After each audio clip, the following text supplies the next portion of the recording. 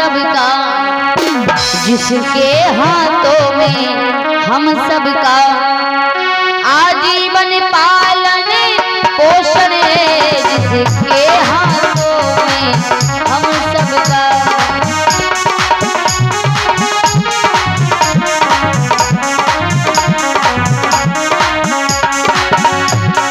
बाबा जवाब दिया है, जिसके हाथों में हम सबका आजीवन पालन पोषण है। इस कार्तिक कृष्ण चतुर्दशी को, इस कार्तिक कृष्ण चतुर्दशी को उन इंद्रदेव का पूजन है। इस कार्तिक कृष्ण चतुर्दशी को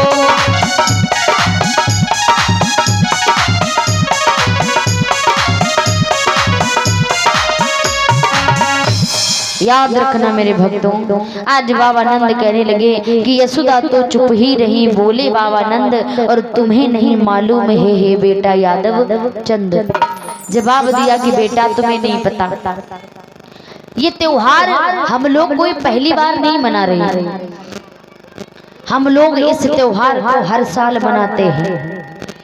हर साल हम लोग इस त्योहार को बड़े उत्साह के साथ में मनाते हैं। और कब मनाते हैं? कार्तिक की कृष्ण पक्ष की चतुर्दशी के दिन हम लोग इस त्योहार को मनाते हैं। गोवर्धन की पूजा होती है, दिवाली के दूसरे दिन होती है पूजा गोवर्धन महाराज की। आज उसी समय महाराज जवाब दिया कि इस त्योहार को हम लोग हर साल मनाते हैं। तो भगवान कन्हैया कहने लगे बाबा इंद्र की पूजा करना जरूरी है, हम लोग इंद्र की पूजा क्यों करते हैं? तो बाबा नंद कहने लगे कि बेटा हम लोग इंद्रदेव की पूजा इसलिए करते हैं क्योंकि इंद्रदेव की जब पूजा करते हैं तो इंद्रदेव जो महाराज हैं वो खुश होकर के प्रसन्न होकर के इस मेघों को आज्ञा देते हैं और फिर मेघ इस पृथ्वी पर जल की वर्षा करते हैं। और जल की जब वर्षा होती है तो हमारी पृथ्वी पर हरी हरी घास उगती है जिस पर हमारे गौएं बछड़े चरते हैं। इसीलिए हम लोग इस त्योहार को हर साल मनाते हैं। कहने लगे कि जो मेघों को आज्ञा देकर, जो मेघों को आज्ञा देकर पृथ्वी पर जल बरसाते हैं, पृथ्वी पर जल बरसाते हैं।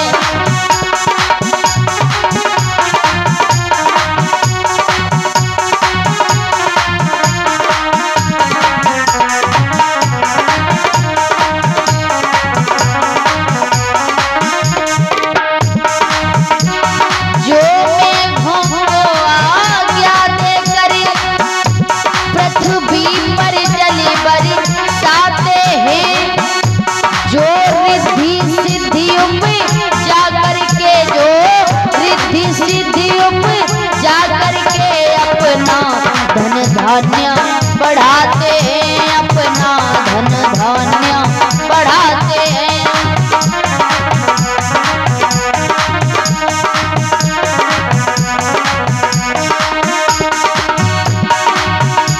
ब्रजवासी उन्हें रिझाने को उत्सव हर साल मनाते हैं।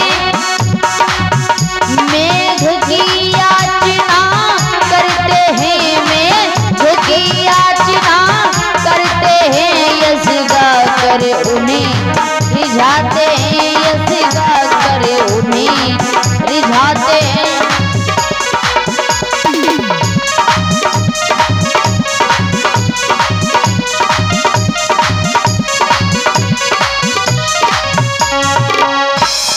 याद रखना।